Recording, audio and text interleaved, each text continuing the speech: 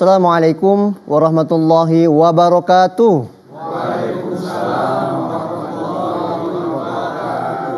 Bismillah walhamdulillah wassalatu wassalamu ala rasulillah sayyidina Muhammad abdillah wa ala alihi wa sahbihi wa wala.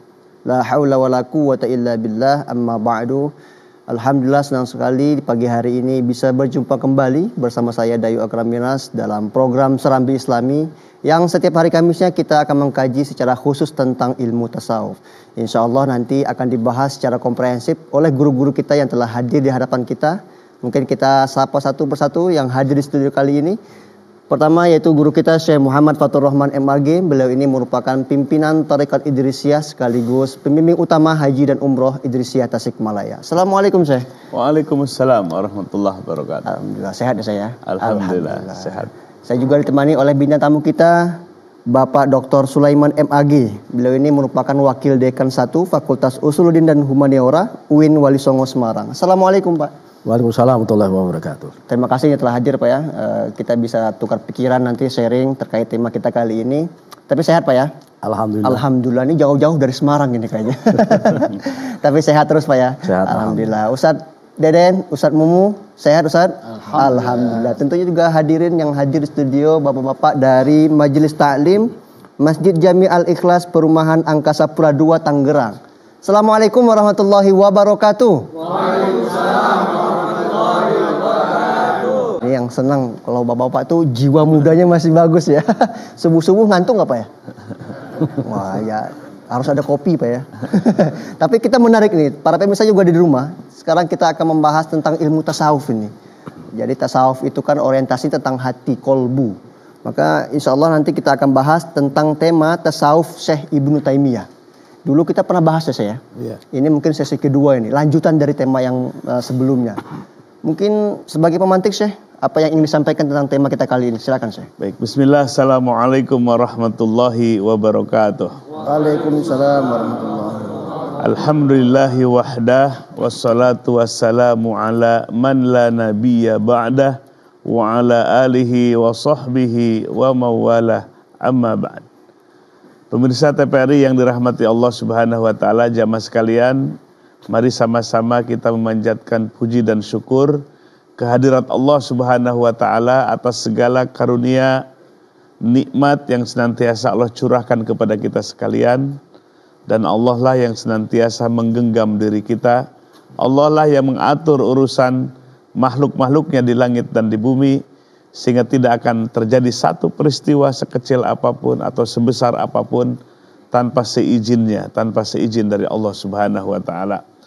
Baik, jamaah sekalian, di pagi hari ini kita mengkaji ilmu tasawuf, ilmu yang sangat penting yang menjadi esensi dalam agama kita, di mana Syekh Said Sabiq rahimahullah dalam kitab Anasirul Quwwah fil Islamnya menyatakan at-tasawwufu huwa ilmun minal ulumil islamiyah.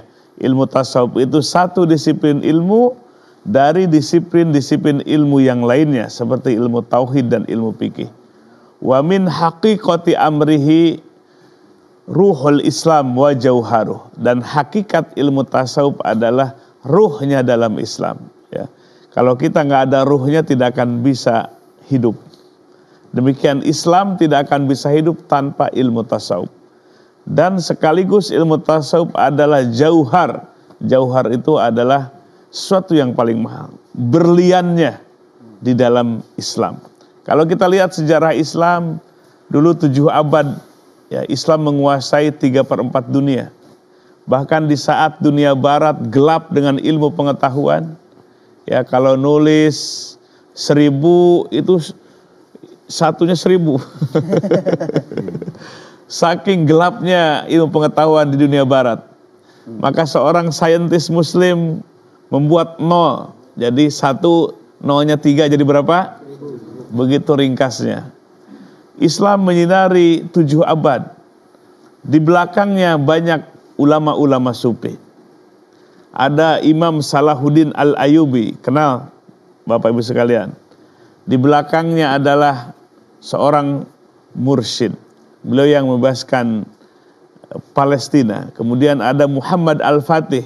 Beliau seorang sufi, di belakangnya adalah seorang mursyid yang membebaskan Konstantinopel.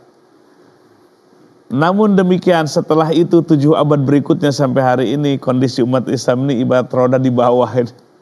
Politik global kita lemah. Coba lihat di Timur Tengah, ya Yaman gejolak perang saudara. Di Suriah juga. Kemudian di mana? Di belahan Eropa, di belahan Afrika yang lainnya. Sudan misalnya, perang saudara. Di sana takbir, di sana takbir. Inilah kondisi umat Islam hari ini. Mudah-mudahan rodanya Allah geser kembali kaum muslimin menjadi di atas. Amin. Yang bisa menyinari Islam, menghadirkan hadharah Islamiyah, peradaban Islam. Kalau sekarang peradaban kita materialistik yang tidak nyambung kepada Sang Pencipta langit dan bumi. Tapi hadharah Islamiyah, peradaban Islam yang menghubungkan manusia dengan Sang Penciptanya sehingga harmonislah hubungan hamba dengan Allah Subhanahu wa taala. Kita akan membahas tentang tasawuf Ibnu Taimiyah. Nah, Ibnu Taimiyah ini ulama dari kalangan Ahlus Sunnah wal Jamaah. Tapi ada persoalan dalam masalah akidah yang jadi kontroversi ini. Tapi beginilah, sehebatnya ulama mujtahid kita harus hormat, harus menghargainya. Ibarat gini, Pak Sulaiman nih, ada air dua kulah itu namanya. Kemudian ada kotoran masuk ke situ. Maka tidak dihitung, tetap air itu dalam keadaan bersih. Demikianlah salahnya ulama, maka kalah dengan ilmu yang luas. Itulah gambaran kita harus menghormati. Kita mencoba insaf untuk objektif memandang dan melihat pemikiran para ulama kita di masa lalu. Jangan terjebak saling menyalahkan, saling mengkafirkan, na'udzubillahi min dzalik. Maka Syekh Ibnu Taimiyah itu ada beberapa, kadang ratus kitab. Salah satunya adalah Majmu'atul Fatawa Libni Taimiyah, kumpulan fatwa-fatwa Syekh Ibnu Taimiyah, ya, berpuluh-puluh jilid. Satu jilidnya ada membahas tentang ilmu tasawuf. Nah, dalam satu jilid itu beliau mengangkat tema tentang ilmu tasawuf. Nah, maka saya menulis satu buku dengan bahasa Arab namanya Risalah Muhimmah fi bayani wujubi suluki thariqah al-mu'tabarah. Kitab ini mengangkat 100 tokoh lebih ulama, mulai dari kalangan salaf, 4 pendiri 4 madhab yang besar, ulama di zaman tabi'in, atba'u tabi'in, sampai ulama kontemporer hari ini, lebih dari 100 tokoh. Semua ulama itu mengangkat ilmu tasawuf atau membenarkan ilmu tasawuf. Mungkin kalau ada hari ini orang koar-koar menyalahkan tasawuf, menyudutkan tasawuf, itu yang nggak baca bukunya para ulama itu namanya. Jadi di sini ada 100 lebih tokoh para ulama yang menjelaskan, yang mendukung, membenarkan ilmu tasawuf. Salah satunya adalah Syekh Ibnu Taimiyah. Ya, salah satunya adalah Syekh Ibnu Taimiyah. Kita ambil saja ada beberapa poin penting pandangan Syekh Ibnu Taimiyah tentang ilmu tasawuf. Yang pertama, dalam Majmu'atul Fatawanya halaman 190 juz ke-10, Syekh Ibnu Taimiyah menyebutkan fahadhi kalimatun mukhtasaratun fi a'malil qulub. Ini adalah kalimat-kalimat penting, istilah-istilah penting di dalam a'malul qulub. Beliau menamai ilmu tasawuf dengan a'malul qulub. A'malul qulub itu apa? Pekerjaan hati. Jadi kalau kita perhatikan dengan seksama, yang bekerja bukan fisik kita saja. Mata kita melihat, telinga mendengar, mulut berbicara, kaki berjalan. Tapi ada amalan, perbuatan, tindakan dari dalam diri kita. Maka beliau menyebutnya a'malul qulub. Ilmu tasawuf adalah a'malul qulub, pekerjaan hati. Ini yang harus kita perhatikan. Mungkin dari Pak Sulaiman mungkin juga sebagai pemikir Islam, memandang Syekh Ibnu Taimiyah dalam segi tasawuf bagaimana? Silakan. Ya, terima kasih. Kalau saya merujuk dari pendapatnya Profesor Fadlur Rahman, kemudian Profesor Nurul Majid, Syekh Ibnu Taimiyah ini disebut juga sebagai perintis dari Neo-Sufisme. Pembaharu Sufi. Artinya Neo-Sufisme itu adalah tasawuf baru gitu ya. Dan pengertian tasawuf baru bukan berarti ajarannya baru begitu. Nanti saya mungkin akan bisa nambah itu ya.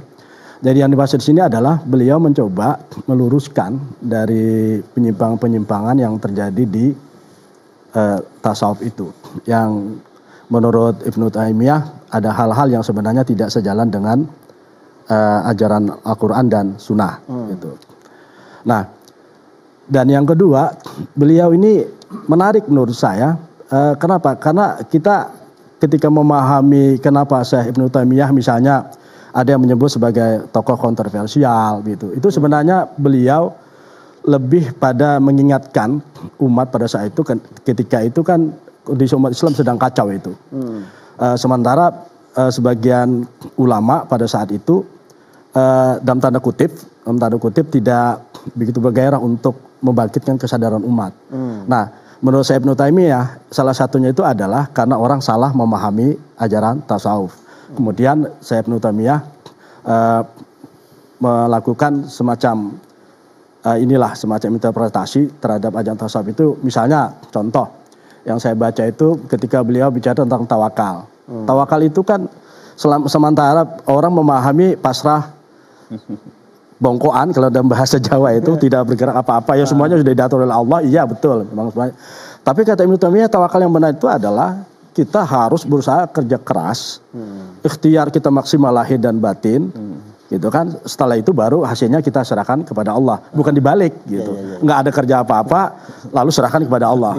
Itu terjadi. Nah inilah menurut saya Ibnu Taimiyah itu terjadi saat itu sehingga beliau perlu menyadarkan itu ada semacam pemahaman yang harus diluruskan gitu. Jadi kalau Ibnu Taimiyah ini kita sepakat bahwa beliau juga mengamalkan tasawuf ya. Tadi yang poin saya tadi itu yang pertama a'malul qulub, kemudian apalagi yang poin yang disampaikan oleh Ibnu Taimiyah? Ini Mas Dayu kalau kita jalan-jalan ke Damaskus, Suriah, pernah nggak Bapak jalan ke Suriah?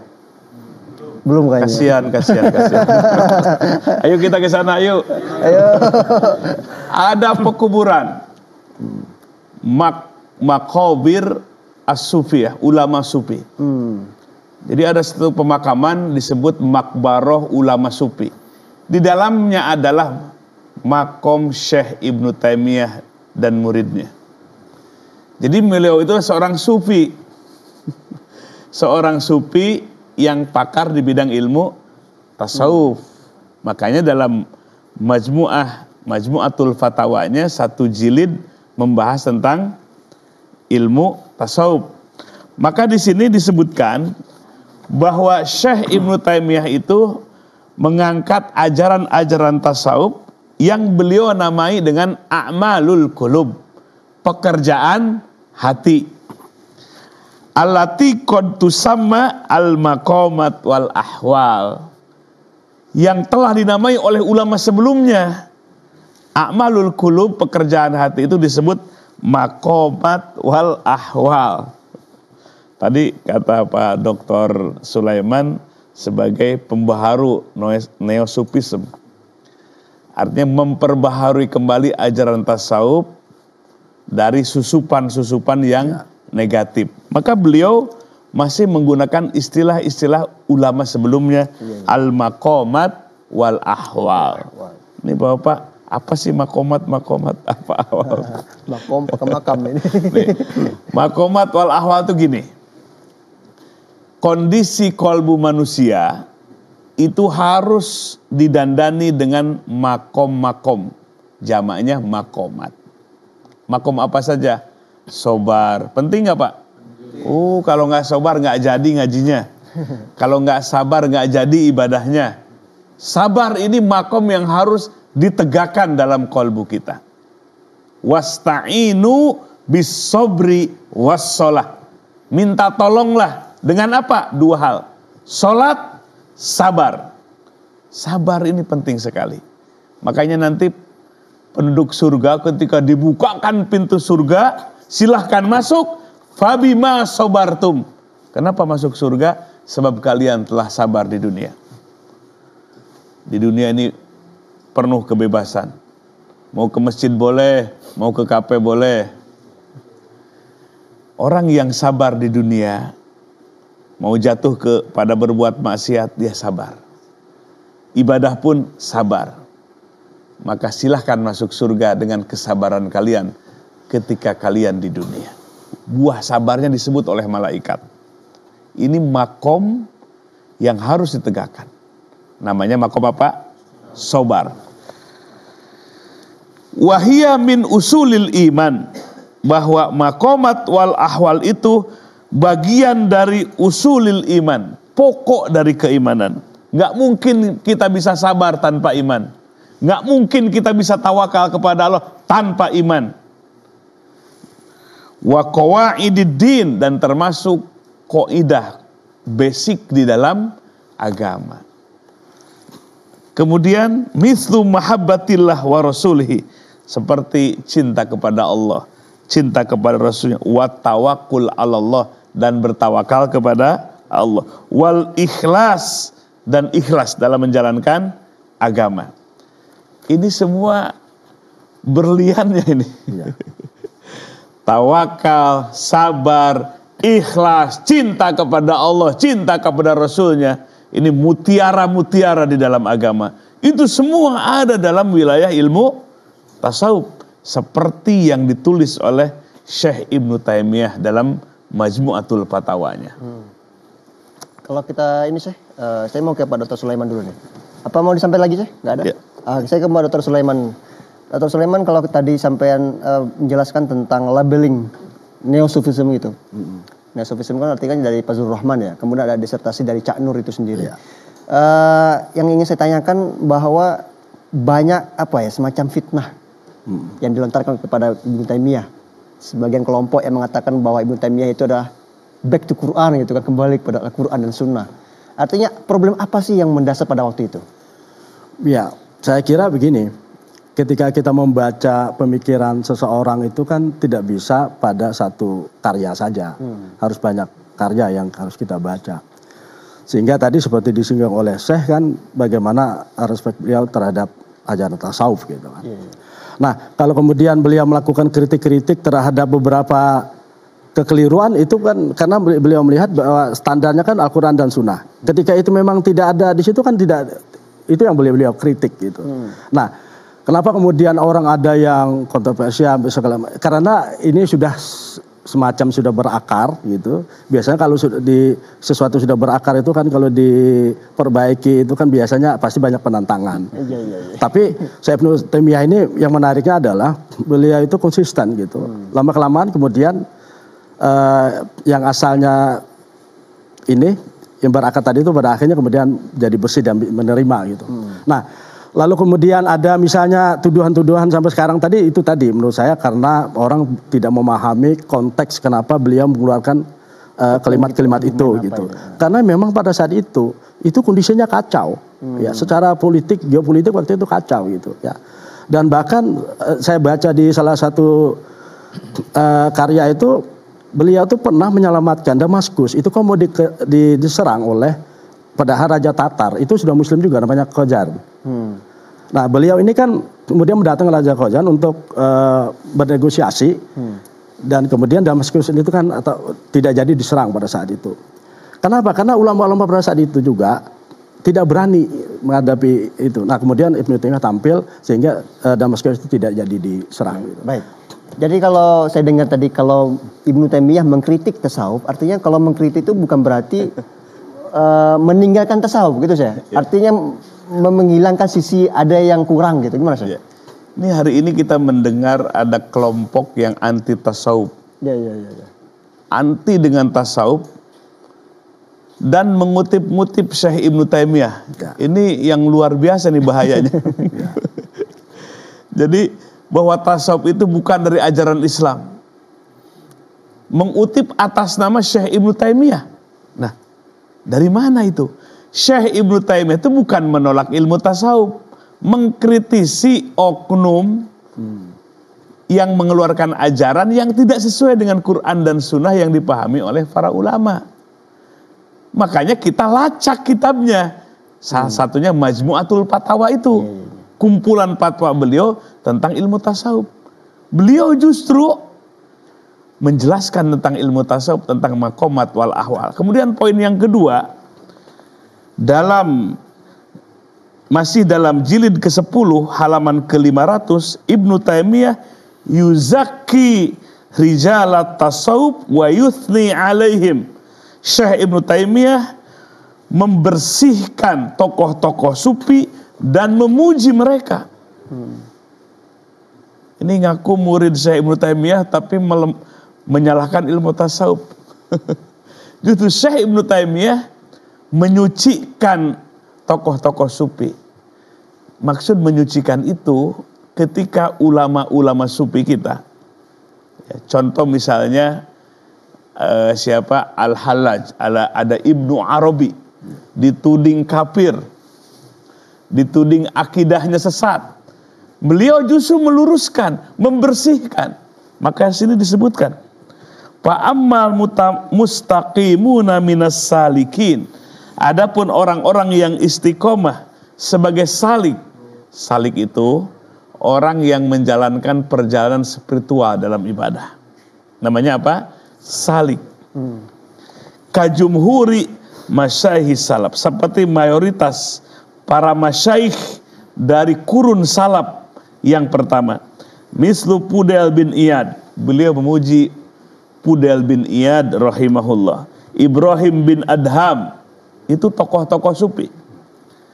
Abi Sulaiman Ad-Darani, Ma'ruf Al-Karhi, tokoh sufi. Siri As-Sakati, Junaid Al-Baghdadi.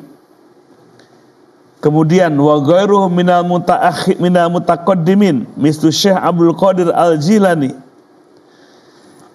Beliau menyebutkan satu persatu, memuji, memuliakan, menghormati, mengagungkan tokoh-tokoh sufi di masa awal atau salafus soleh. Inilah menunjukkan bahwa beliau adalah seorang sufi. Seorang sufi. Pak Dr. tadi kan menjelaskan tentang bagaimana Syekh Ibnu Taimiyah ini melakukan self control ya. Self control gitu kan artinya dia menggunakan tasawuf dalam koridor syariah. Makanya saya teringat dalam bukunya, dia mengatakan dalam Al-Farqu Baina Auliya'ir Rahman wa Auliya'ir Syaiton itu kan beliau membedakan antara tasawuf sunni dan tasawuf bid'ah gitu. Tasawuf sunni itu artinya tasawuf yang di dalamnya diisi dengan syariat. Kemudian tasawuf bid'ah itu yang tidak dilakukan oleh Nabi lah artinya. Itu bagaimana Pak Dr.? Ya, itu yang salah satu yang memang beliau lakukan itu, bahkan sebelum ke sana beliau itu kan membagi 3 corak semuanya, 3 karakteristik dari tasawuf itu. Yang pertama Sufiyatul Haqaiq. Pada ini corak tasawuf yang benar-benar berbicara tentang hakikat gitu ya. Hakikat yang tasawuf yang sesungguhnya itu berdasarkan pada Al-Quran dan Sunnah. Kemudian yang kedua itu Sofiatur Arzok kalau tidak seperti itu istilahnya itu. Jadi ada orang yang bertasawuf itu pekerjaannya hanya untuk kepentingan mencari rezeki saja. Jadi seolah-olah sufi. Gitu. Kapitalisme jadinya. Ya, jadi dia mencoba seolah-olah berlagak sufi sebenarnya. Inilah nanti mungkin saya akan menyebutnya sufi palsu, mohon maaf gitu. Dan itu terjadi pada zaman itu gitu. Kemudian yang terakhir itu seorang yang sufi itu rasem gitu. Jadi formalisme. Jadi orang mohon maaf ini orang biasa saja tahu pengetahuan agamanya sedikit-sedikit lah begitu, tapi sudah bisa wiridan segala macam gitu. Lalu kemudian pakai jubah mohon maaf pakai jubah sufi gitu. Nah yang seperti inilah yang 2 kelompok yang terakhir inilah yang sebenarnya pada saat itu justru banyak diikuti oleh orang-orang awam. Muncul gitu. pada saat itu ya banyak ya. Gitu. Nah itu yang kemudian dikritik oleh beliau. Nah ini sebenarnya kan makanya tadi katakan oleh Syekh tadi sebenarnya kan beliau ini sangat supaya susupan-susupan ajaran yang tidak sesuai dengan syariat itu dihilangkan. Dihilangkan. Gitu. Karena efeknya luar biasa. Iya, iya. Gitu kan. Jadi kalau gitu nggak ada salah ya saya dengan pemikiran Ibnu Taimiyah ya. Kalau sesuai dengan syariat, kita juga kalau bertasawuf ya sesuai dengan syariat. Gimana sih? Iya. Maka ada poin yang ketiga ini yang penting kita pelajari, di mana Syekh Ibnu Taimiyah ya'tarifu bidasi fi kutubis sufiyah. Syekh Ibnu Taimiyah mengakui adanya sisipan-sisipan dalam kitab-kitab tasawuf. Contoh misalnya gini. Kalau kita belajar ada konsep al-hulul wal ittihad dalam ilmu tasawuf. Sekilas al-hulul itu Allah ya, hulul di dalam manusia, menempat di dalam manusia, atau wahdatul wujud, makhluk dengan Allah menyatu. Ini sekira bertolak belakang tentu dengan akidah kita. Laisa kamitslihi syai'un wa huwas samiul basir. Allah itu tidak serupa dengan makhluknya. Maka beliau justru menyucikan mereka dari sisipan-sisipan itu. Ini ditulis dalam halaman ke-11, juz ke-11, halaman 44. Laisa ahadun min ahlil ma'rifati billah. Tidak ada satu orang pun dari ahli yang ma'rifat kepada Allah ya'taqidu mengiktikadkan hulula Rabbi Ta'ala bihi, bersandingnya Allah kepada makhluk. Gak mungkin, kata Syekh Ibnu Taimiyah, bagi tokoh sufi meyakini kalau Allah itu bersemayam dalam diri manusia. Maka itu di sini disebutkan wa in sami'a syai'un min dzalik, apabila terdengar sesuatu seperti tadi Allah bersemayam di makhluk. Mankulun an ba'di akabiri suyuh, dinukil, dikutip dari sebagian pembesar masyaikh sufiyah, pakathiru minhu makdzubun, maka kebanyakannya itu adalah dusta. Jadi Syekh Ibnu Taimiyah justru meluruskan tudingan-tudingan, contoh kepada siapa? Ibnu Arabi, Al-Hallaj, bahwa itu semua adalah dusta. Jadi beliau meyakini semua tokoh sufi tidak ada yang meyakini bahwa Allah itu bersemayam pada makhluk atau Allah bersatu dengan makhluk, sesuatu yang mustahil. Inilah bantahan pembelaan justru Syekh Ibnu Taimiyah kepada para tokoh-tokoh sufi sebelumnya, dituding akidahnya sesat. Maka beliau meluruskan dalam Majmu'atul Fatawanya. Jadi kalau kita bicara tentang Ibnu Taimiyah kan terlalu spiritualis ya, bukan spiritual, skriptualis, teks saja ya. Jadi kalau kita bicara tentang tasawuf beliau kan banyak orientasinya sosial. Ya, kalau kita tadi yang disampaikan oleh Pak Dr. Sulaiman tentang tawakal, yang harus ada usahanya gitu. Ada contoh lain tidak Pak Dr. Sulaiman selain itu? Ya, kalau saya menyebut Ibnu Taimiyah itu kan saya mengutip Prof. Amin Syukur ya. Itu ini Sufism in action gitu. Oh, iya. Tasawuf itu ya yang aksi. Iya. Jadi banyak harus aksinya. beraktivitas dalam kegiatan-kegiatan kemasyarakatan, bukan diam gitu. Jadi justru orang-orang pengamat tasawuf itu menurut Ibnu Taimiyah ya harus peduli dong terhadap persoalan dihadapi oleh umat, persoalan ekonomi, kemudian persoalan kebodohan, kemiskinan, dan itu yang sebenarnya pada saat itu sangat bergejala secara historisnya. Gitu. Nah inilah yang kemudian disadarkan oleh Ibnu Taimiyah itu, gitu ya. Jadi juga banyak yang dikritik ya selain tasawuf ya, ilmu kalam. Kalau kita kerucut ke atas itu, beliau itu justru bukan mengkritik ya atau gimana ya bahasanya itu. Jadi rasionalnya ditundukkan atau gimana itu bahasanya? Tentang mantik beliau nggak setuju. Ini kalau kita kaitkan dengan tasawuf ya tasawuf kalam, ilmu kalam ya. Saya kira begini, ulama kita dulu tuh hebatnya tidak seperti kita. sekarang. Kita ini mengkritik filsafat, nggak pernah belajar filsafat. Iya, nggak pernah belajar filsafat. Iya. Ibnu Taimiyah itu semua ilmu pelajari loh. Semua pelajari. Iya, semua ilmu beliau pelajari semua, mantik, filsafat, matematika, semua ilmu. Itulah karena sebabnya karena beliau itu ngerti semua ilmu yang ada itu, makanya beliau melakukan kritik. Sepanjang yang saya tahu tentang Syekh Ibnu Taimiyah itu, tidak ada beliau mengkritik sesuatu tanpa beliau mengetahui dulu. Gitu. Ini yang menurut saya perlu kita ambil untuk generasi kita itu.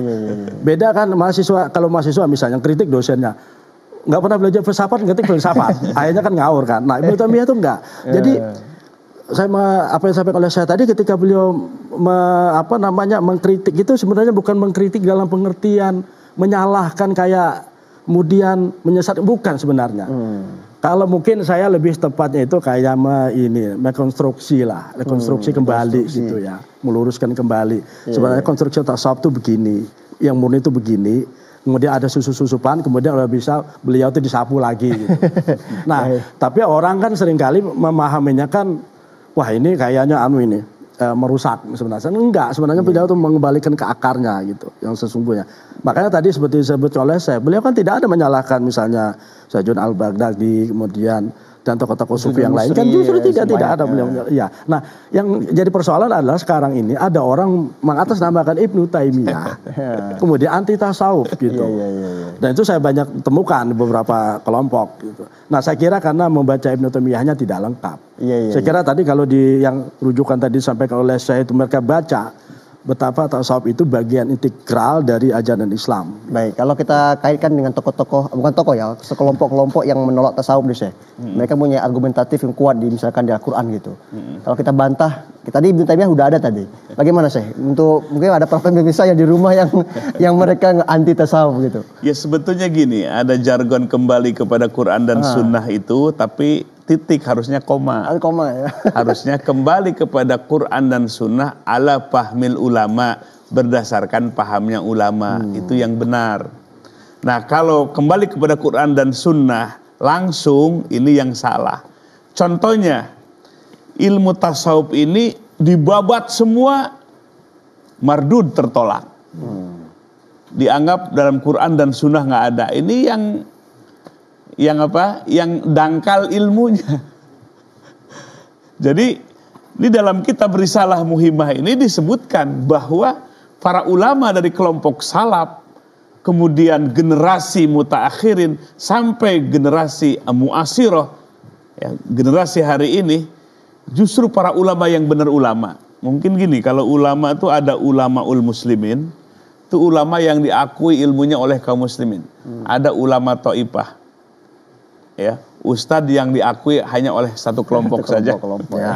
Ini harus cerdas nih bagi pemirsa, bagi jamaah sekalian. Yang dimaksud ulama itu bukan ulama taifah, bukan ulama kelompok, tapi ulamaul muslimin, ulama untuk semua kaum muslimin. Itu yang harus kita ambil, itu yang harus jadikan sandaran oleh kita.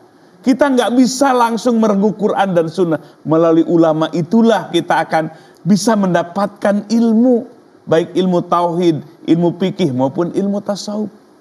Tapi kalau ulamanya taifah, nggak belajar ilmu tasawuf, lalu menolak ilmu tasawuf, ya di mana? Logikanya di mana? Nggak nyambung jadinya. Nah, maka di sini penting kepada semua kaum muslimin, ayo sama-sama belajar Quran, belajar sunnah Nabi, hadis-hadis Nabi Sallallahu Alaihi Wasallam. Jangan langsung dari Quran, nggak mungkin, tersesat dah. Ya, akan tersesat kalau kita langsung mengambil dari Quran dan Sunnah. Perlu pemahamannya para ulama. Para ulama membuat dalam mempelajari Quran, ada ulama namanya ulumul Quran, ilmu-ilmu Quran, ada ilmu tafsir, tahu nasih dan mansuh, tahu mana yang madaniyah, mana yang makiyah, tahu asbabun nuzul, itu perangkat semua. Para ulama yang membuat itu, ulama yang benar sebagai pewarisnya Nabi. Begitu juga dalam hadis, ada mustalahatul hadis, ilmu-ilmu tentang hadis Nabi. Baru kita pelajari Quran dan Sunnah berdasarkan pahamnya ulama. Hasillah produk ulama. Ada tauhid, fikih, tasawuf. Ini bapak-bapak udah lapar. Suruh ke dapur, masak sendiri. Mau apa enggak? Kira-kira Mending bisa masaknya lagi. Semuanya digoreng, telur digoreng, ayam digoreng, semuanya digoreng karena nggak bisa masak. Yang enak gimana? Apakah makanan sudah siap dihidangkan, gitu kan? Ya, itu pasti. Itu contoh bagi umat itu nggak usah masak, nggak usah nyari-nyari bahannya, tinggal duduk makan. Ini dia yang membuat perut kita kenyang, membuat badan kita sehat. Artinya apa? Biar ulama yang ngolah, jadilah ilmu tauhid. Ulama ngolah dari Quran dan Sunnah, jadilah ilmu fikih. Ulama yang ngolah dari Quran dan Sunnah, jadilah ilmu tasawuf. Itu yang bisa kita makan langsung. Produk pemikirannya para ulama. Kita sudah masuk dalam segmen tanya jawab. Bapak-bapak sudah mempersiapkan pertanyaannya? Wah, siap. Semangat. Semangat. Tapi sebelum itu kita dengarkan pertanyaan Viti kita. Tayangkan, silakan. Assalamualaikum warahmatullahi wabarakatuh. Selamat pagi Syekh. Perkenalkan, saya Ibu Nur Aisyah, tinggal di Sorong, Papua Barat Daya. Izin bertanya Syekh, mengapa ilmu tasawufnya Ibnu Taimiyah tidak bisa ditangkap oleh sebagian besar ulama ahlus sunnah? Itu saja pertanyaan saya Syekh. Terima kasih. Assalamualaikum warahmatullahi wabarakatuh. Waalaikumsalam warahmatullahi wabarakatuh. Nggak bisa ditangkapnya mungkin kita sederhanakan, mungkin nggak dijadikan bagian dari gitu ya. Gimana sih? Ya memang terjadi apa ya? Makanya dalam ilmu itu ketika ada perbedaan jangan dimusuhi. Tapi kalau sudah dimusuhi jadi dua sisi yang terus saling berlawan-lawanan, semakin meruncing seperti itu. Kita dalam ilmu tasawuf, dalam belajar ilmu itu insaf. Kita harus benar-benar profesional, juga tidak tendensius, sehingga kita menjadi nyaman adanya mendapatkan ilmu yang bermanfaat. Jadi Syekh Ibnu Taimiyah memang disampaikan tadi terjadi hal yang bersifat kontroversi tadi, itu adalah persoalan yang ada di sekitar, di masanya seperti itu. Nah, kaitan dengan Syekh Ibnu Taimiyah, beliau adalah sebagai seorang sufi, maka kita hadirkan. Ada dulu di pengalaman nih, Pak Sulaiman, ulama dari Inggris datang ke pesantren. Kemudian kita sampaikan kitab ini, kitab risalah yang dimuat. Di situ ada Syekh Ibnu Taimiyah, dia kaget luar biasa. Kok katanya Syekh Ibnu Taimiyah ditulis di sini? Kemudian ketika dijelaskan, ini kutipannya ini dari Majmu'atul Fatawa, begini pandangan Syekh Ibnu Taimiyah seperti yang diungkap tadi. Baru dia kaget luar biasa. Apa yang ada dalam pikirannya Syekh Ibnu Taimiyah itu musuh. Syekh Ibnu Taimiyah itu sesuatu yang kontroversial. Tidak boleh disentuh kitabnya. Setelah dijelaskan, baru clear. Ternyata Syekh Ibnu Taimiyah seorang sufi. Adapun kontroversi sebetulnya karena tajdid neosufismenya untuk memperbaharui dan memperbaiki ketika di sana sini ada kekeliruan, ada inhiraf, ada penyelewengan, beliau luruskan. Itu sebetulnya yang terjadi pada Syekh Ibnu Taimiyah. Jadi bukan kontroversi yang negatif, tapi berbeda di masa itu. Ya, namanya mujadid seperti begitu. Selalu berbeda. Tapi pada buktinya, pada gilirannya, maka kita akan melihat kitab yang dikarang oleh beliau menunjukkan bahwa beliau adalah sebagai mujadid, khususnya dalam ilmu tasawuf, sebagai pembaharui dalam ilmu tasawuf. Ya, kalau sebagai dinamika akademik ya, dalam kajian tajdid itu ya biasa saja ya, berbeda pendapat ya. Ya kalau ulama kan berijtihad, benar dapat 2 pahala, salah dapat 1 pahala gitu kan. Kalau kita ini orang biasa ya susah, repot nih. Bapak-bapak ada yang mau bertanya silakan. Wah ini rame nih, silakan yang pertama siapa dulu? Baik, Assalamualaikum warahmatullahi wabarakatuh. Waalaikumsalam warahmatullahi wabarakatuh. Nama saya Anggono Raras. Saya sangat tertarik dengan diskusi tasawuf ini dari 2 pembicara yang handal semua nih, Syekh Fatur Rahman, MAG sama Bapak Dr. Sulaiman ya. Jadi dari beberapa waktu yang saya terima ini sudah banyak mutiara-mutiara yang terlempar ke saya, Pak. Terlempar ke saya. Jadi dari diskusi yang baru saja beberapa saat lalu, sehingga saya justru cenderung ada pertentangan tentang tasawuf ini yang disampaikan oleh Syekh Ibnu Taimiyah. Ini sangat menarik dari diskusi dari dua narasumber tadi. Izin saya ingin bertanya tentang apa yang membedakan tasawuf yang dilontarkan oleh Ibnu Taimiyah ini dengan para sufi yang lain. Ini sangat menarik untuk dijawab oleh mungkin berdua atau saya sendiri. Terima kasih. Wassalamualaikum warahmatullahi wabarakatuh. Waalaikumsalam warahmatullahi wabarakatuh. Ada orientasi berbeda nggak? Mungkin saya dulu. Sebetulnya gini, para ulama yang benar-benar pewaris Nabi itu memang ada tajdid, ada pembaharuan. Karena memang umat ini sering terjadi inhirab, ya, penyelewengan, maka perlu diluruskan. Contoh di abad ke-10 Hijriah ada namanya Syekh Abdul Wahab, pengarang kitab Al-Anwar Al-Qudsiyah fi Qawaidi Sufiyah. Beliau dalam kitab itu disebutkan, di saat itu banyak orang yang mengatasnamakan tasawuf, bahkan thariqah, tapi sesungguhnya isinya adalah penyelewengan. Itu di zaman beliau. Berarti 4 abad silam terjadi penyelewengan lagi. Mengatasnamakan tasawuf, mengatasnamakan thariqah, padahal di dalamnya adalah ada penyelewengan. Nah, demikian pula dengan Syekh Ibnu Taimiyah. Terutama, ini pemirsa, Syekh Ibnu Taimiyah itu sebetulnya bukan dalam ilmu tasawuf yang kontroversinya itu. Akidah sebetulnya. Ya, akidah. Seakan-akan bertolak belakang dengan akidahnya mayoritas Ahlussunnah wal Jamaah yang konsepnya adalah Imam Abu Hasan Al-Asy'ari dan Imam Abu Mansur Al-Maturidi. Itulah akidah yang menjadi konsep mayoritas ulama, jumhur ulama. Imam Nawawi, Ad-Dimashqi, kemudian Syekh Ibnu Hajar Al-Asqalani menggunakan akidahnya Abu Hasan Al-Asy'ari, Abu Mansur Al-Maturidi. Akidah Ahlussunnah wal Jamaah. Nah, Syekh Ibnu Taimiyah ada sedikit beda. Dalam apa? Dalam ayat-ayat mutasyabihat.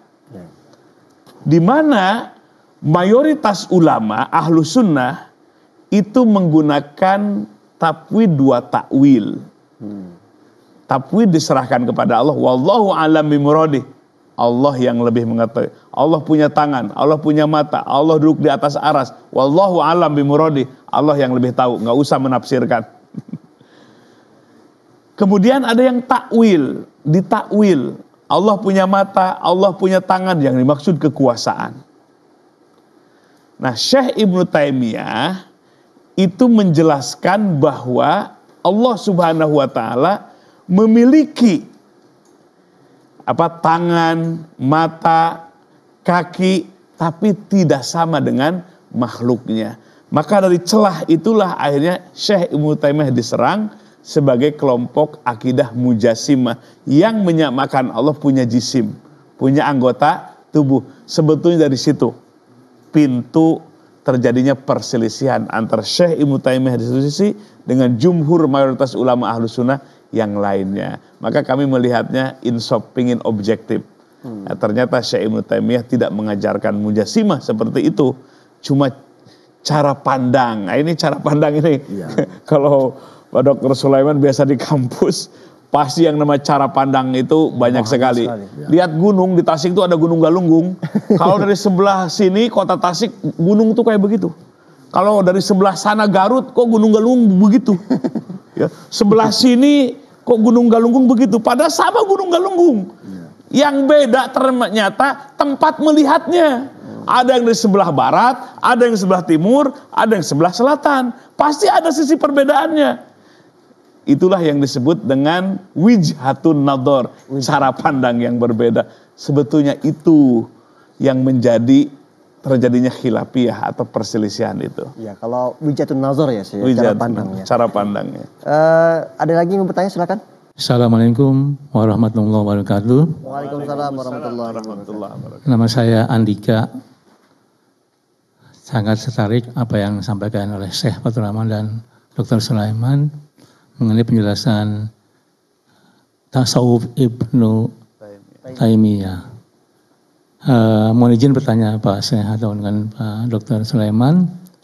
Pertanyaannya, mengapa para ulama atau ulama Islam itu tidak setuju atau mungkin memusuhi ajaran akidah tasawuf Syekh Taimiyah, Syekh Ibnu Taimiyah? Apakah karena ajaran atau tauhidnya yang membahayakan para umat Islam pada umumnya? Itu saja. Terima kasih atas penjelasannya. Assalamualaikum warahmatullahi wabarakatuh. Waalaikumsalam warahmatullahi wabarakatuh. Pak Dr. Sulaiman. Sejak saya menjabat wakil dekan bidang akademik gitu ya, bahkan sejak saya ini ya sekretaris jurusan tasawuf psikoterapi, salah satu tokoh yang dimasukkan itu ya Syekh Ibnu Taimiyah itu. Sehingga bagi mahasiswa kami ya harus dikenal, karena memang sejak awal seperti pertanyaan Bapak tadi, karena mahasiswa kami pun asalnya sama Pak, sama gitu. Tetapi setelah kita masukkan dalam satu mata kuliah Syekh Ibnu Taimiyah itu disampaikan dengan oleh dosen yang kompeten, memang akhirnya mereka paham. Oh, ternyata selama ini kami salah salah ini ya, menilai itu. Karena dia katanya. Nah, ketika kami kenalkan dengan literatur yang semua karya Ibnu Taimiyah itu, kemudian kenapa ada orang yang kontroversial memandang, kita tunjukkan bagaimana dia ngutip, ternyata dikutip memang yang kontroversial, tapi menyembunyikan yang lain.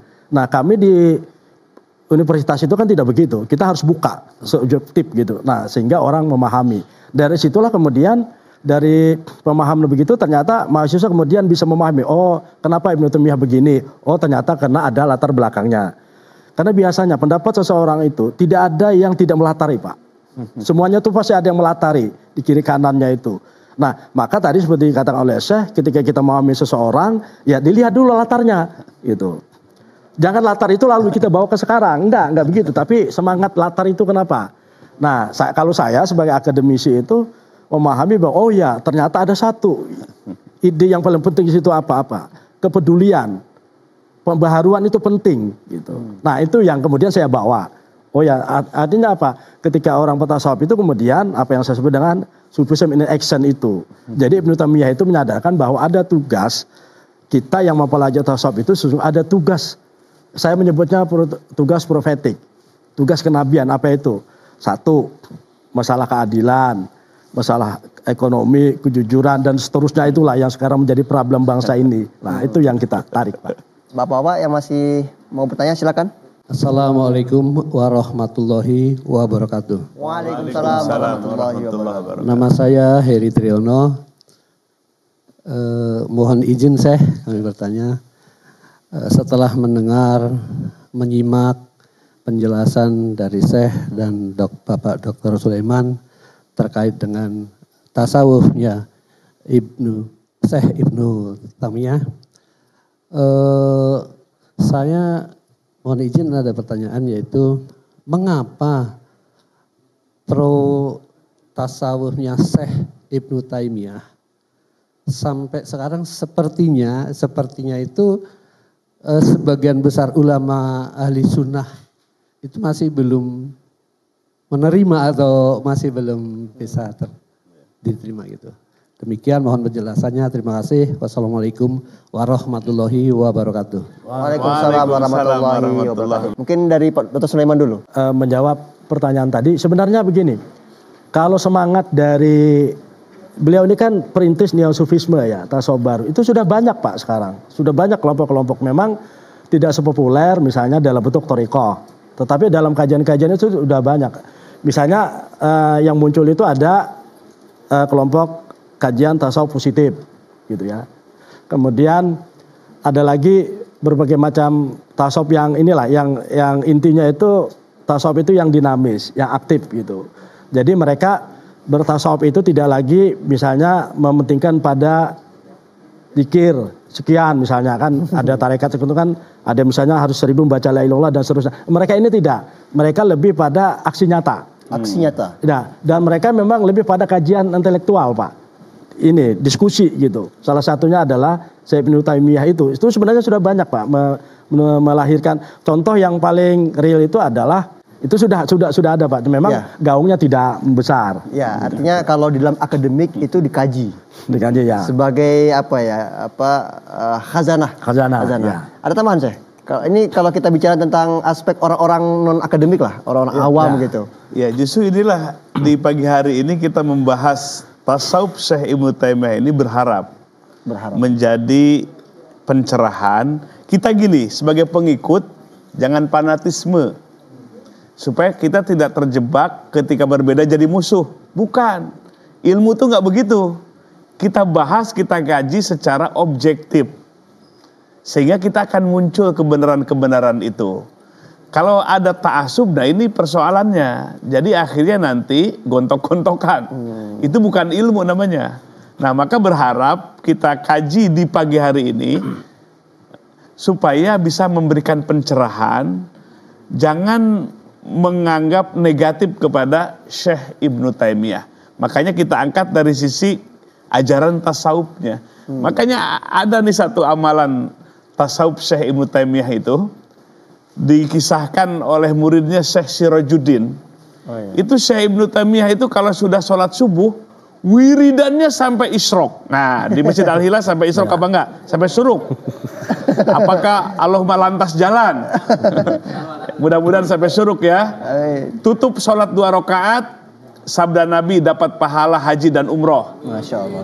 Nggak usah ONH, nggak usah waiting list. Tiap subuh nancep di masjid sampai suruk, setelah sholat subuh berjamaah dapat pahala haji dan umroh. Apa yang beliau amalkan? Kesaksian muridnya, beliau baca surah Al-Fatihah diulang-ulang, entah jumlahnya berapa, sampai waktu suruk, baru sholat 2 rakaat. Wirid tersebut nggak diajarkan oleh Nabi, tapi itu tidak dianggap sebagai amalan bid'ah.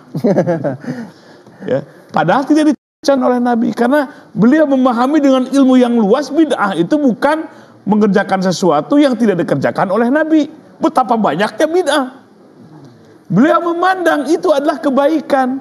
Baca Fatihah itu udah ada keutamaannya dari Nabi. Kapan bacanya? Terserah. Syekh Ibnu Taimiyah lebih suka baca Fatihah sebanyak-banyaknya setelah sholat subuh sampai syuruk. Jangan dianggap bid'ah. Ini dikit-dikit bid'ah. Bid'ah. Ini ilmu yang luas seperti Syekh Ibnu Taimiyah. Beliau suka dengan surah Al-Fatihah.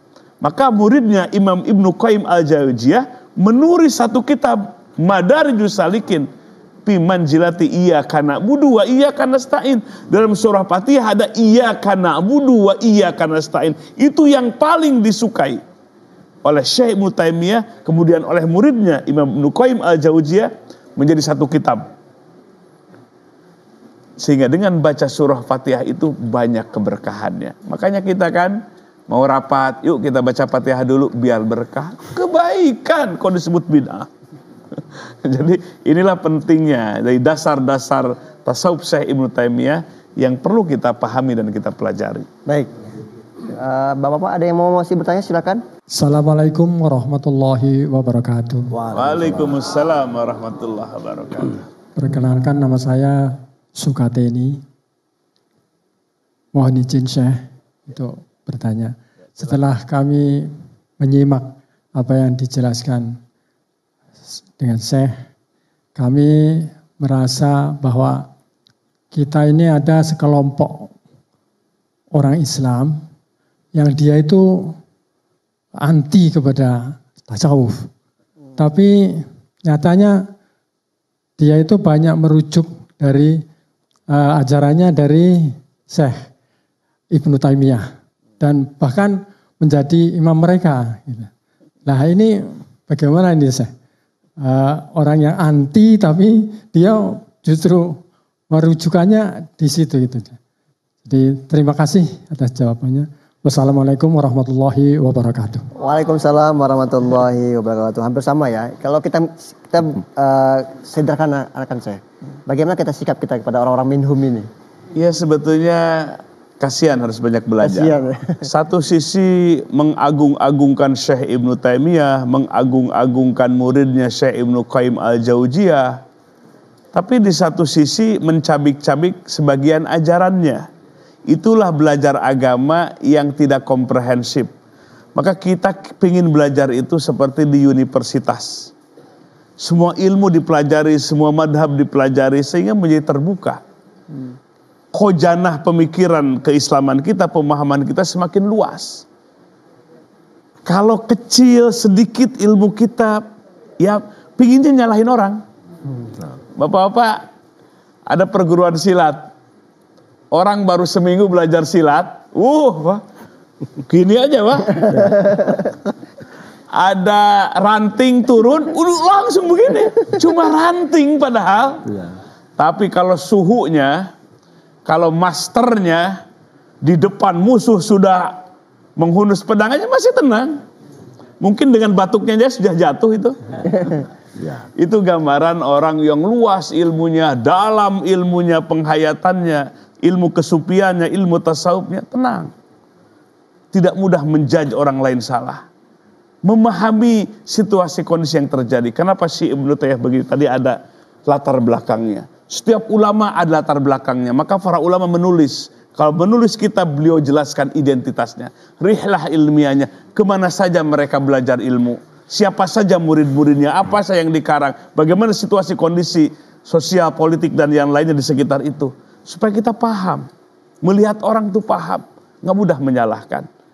Makanya itu yang kelompok yang menyalahkan tasawuf. Tapi Imam Syekh Ibnu Taimiyah jadi imamnya. Itu murid yang nggak tahu imamnya sendiri. Makanya itu kelompok baru namanya. Itu sebetulnya yang baru itu yang bid'ah itu.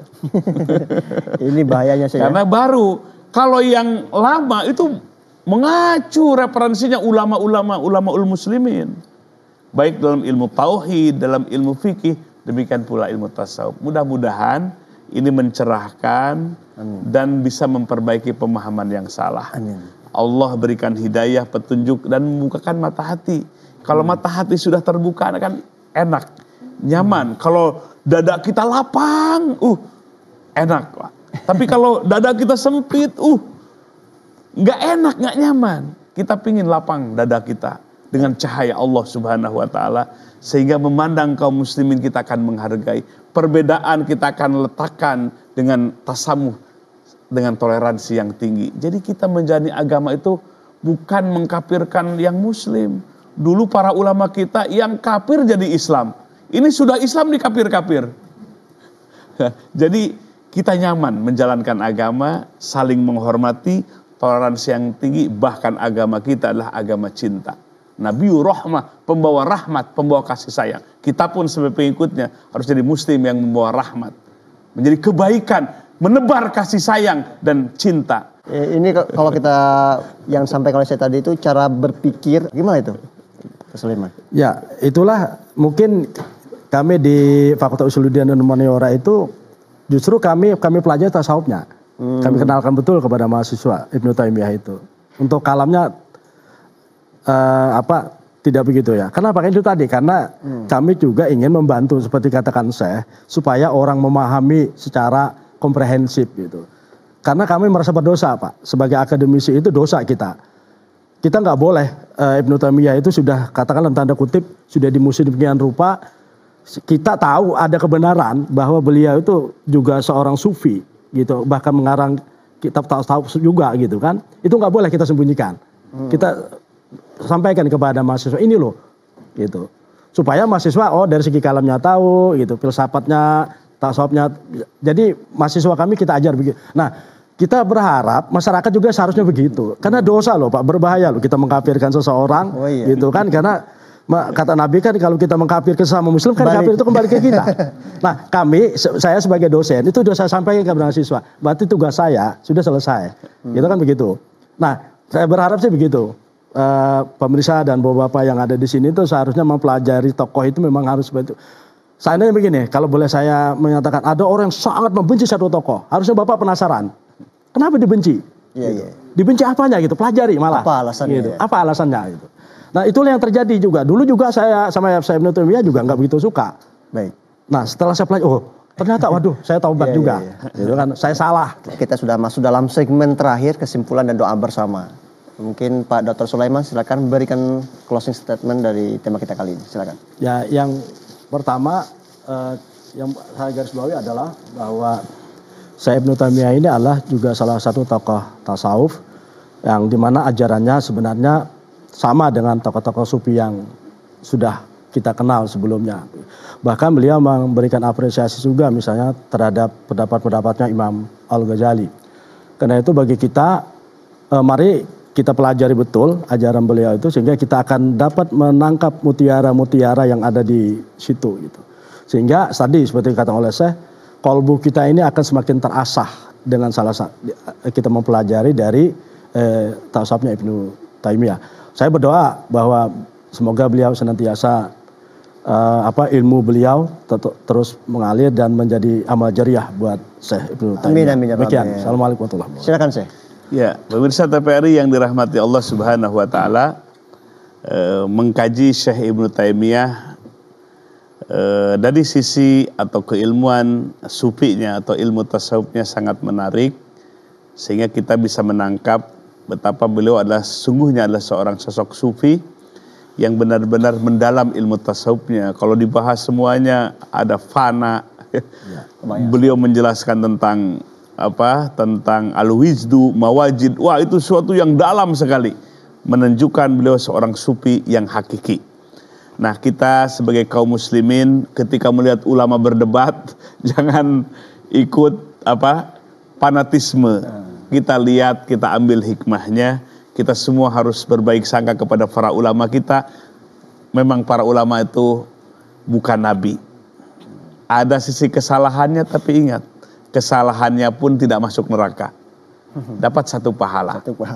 Apa pahala? Karena buah ijtihadnya. Walaupun salah. Itulah para ulama kita.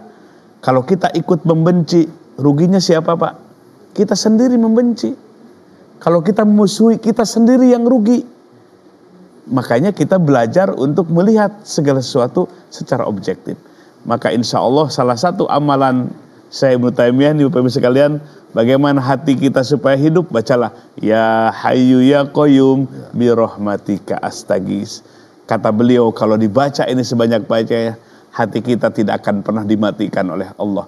Hati kita akan selamanya hidup sampai kita kembali kepada Allah. Hidup dengan zikir kepada Allah Subhanahu wa ta'ala. Dengan waktu terbatas ini banyak sekali pelajaran yang kita dapatkan hari ini, bahwa cara berpikir Ibnu Taimiyah itu tidak hanya sesuatu yang kita lakukan itu harus sesuai dengan syariat. Harus ada pendapat yang benar, transmisi sanadnya harus jelas. Kemudian beliau juga mengajarkan tentang keterbukaan.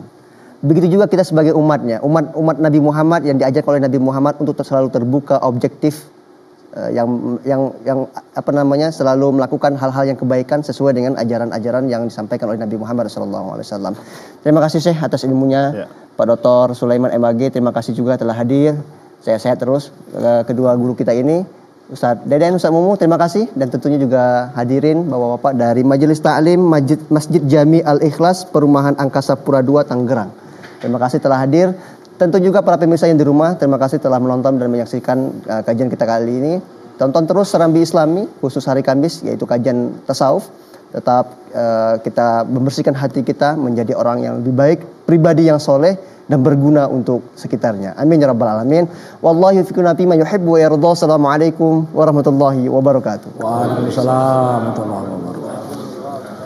Pemirsa TVRI yang dirahmati Allah Subhanahu wa taala, jamaah sekalian, sebelum kita mengangkatkan kedua tangan, sebelum kita berdoa kepada Allah, mari tundukkan kepalanya, pejamkan kedua matanya, muhasabah beberapa menit ke depan.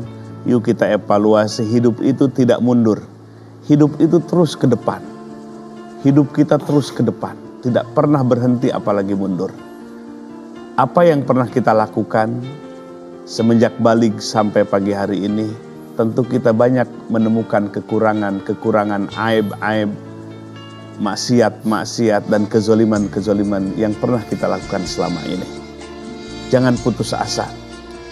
Banyak contohnya ulama yang backgroundnya, latar belakangnya penjahat-jahat, dapat hidayah, kemudian menjadi ulama. Itulah kita tidak boleh putus asa. Walaupun dosa kita banyak, tapi lebih banyak ampunan Allah Subhanahu wa ta'ala. Jangan kurang harapan kita kepada Allah Subhanahu wa ta'ala. Walaupun seseorang yang telah membunuh 100 orang di zaman Bani Israel dalam hadis Nabi, kemudian dia bertobat kepada Allah di tengah perjalanannya meninggal, maka diampuni seluruh dosanya oleh Allah Subhanahu wa ta'ala. Maka yang terpenting bagi kita adalah husnudzon, berbaik sangka kita kepada Allah Subhanahu wa ta'ala. Ini adalah penting, sebab dalam hadis qudsi bahwa Allah tergantung dari prasangka hambanya kepadaku. Kalau kita baik kepada Allah, maka kita akan menjadi orang yang baik. Mari angkat kedua tangan kita berdoa kepada Allah Subhanahu wa ta'ala, munajat ke hadirat ilahi Rabbi. Mudah-mudahan segala harapan kita dikabulkan oleh Allah Subhanahu wa ta'ala. Allahumma salli ala Sayyidina Muhammadin nabiyil ummi wa ala alihi wa sahbihi wa sallim. Allahumma ja'alna hadina mahdiyin ghairadh-dhallina wala mudillin barrun rahimun jawadun karim. Allahumma aftah alaina putuhal anbiya wal awliya bijudika wa karamika ya arhamar rahimin. Ya Rabb, ampuni seluruh dosa-dosa kami. Kami mengakui atas segala kesalahan dan dosa-dosa kami yang kami lakukan mulai dari baligh sampai pagi hari ini, baik dosa yang disengaja maupun dosa yang tidak disengaja, dosa yang kami lakukan secara terang benderang maupun dosa yang kami sembunyikan, padahal Engkau selalu menatap kepada kami. Ya Rabb, ampunkan dosa kedua orang tua kami, ibu yang telah banyak jasanya, mengandung 9 bulan, melahirkan, menyusui, merawat dengan susah payah, ayah yang telah menafkahi, banting tulang peras keringat, dan ada di antara mereka yang tidak bisa berkumpul lagi dengan kami. Dulu di masa hidupnya kami belum banyak berbuat baik kepada mereka, justru sering melukai perasaan mereka, membebani perasaan mereka. Ya Rabb, di pagi hari ini kami sadar, ampunkan dosa kedua orang tua kami. Jadikan alam kuburnya raudhatun min riyadil jannah, taman-taman surga yang membahagiakan mereka. Ya Rabb, bersihkan hati kami, beningkan hati kami, hidupkan hati kami bisa zikir selama-lamanya. Ya Rabb, kami tidak bisa lari dari kematian. Engkau telah tetapkan kullu nafsin za'iqatul maut, setiap diri akan merasakan kematian. Ya Rabb, persiapkan kematian kami, bekali dengan takwa yang ikhlas atas nama-Mu. Di saat datang besok atau lusa ajal kematian, jadikan kematian kami kematian husnul khatimah. Mampuhkan lisan ini mengucapkan kalimah yang terakhir, kalimah la ilaha illallah. Jauhkan ya Rabb kematian yang menjadi yang jelek, kematian yang berbahaya, kematian su'ul khatimah, kematian orang-orang yang hatinya lalai darimu. Ya Ghaniyu agnina bifadlika amman siwak. Wahai Zat yang maha kaya, limpahkan rizki yang luas dan berkah bagi kami. Jadikan rizki menjadi sahabat ibadah kami. Jauhkan rizki yang haram yang jadi malapetaka bagi kami dan keluarga kami. Subhana rabbika rabbil izzati amma yasifun, wassalamun alal mursalin, walhamdulillahi rabbil alamin.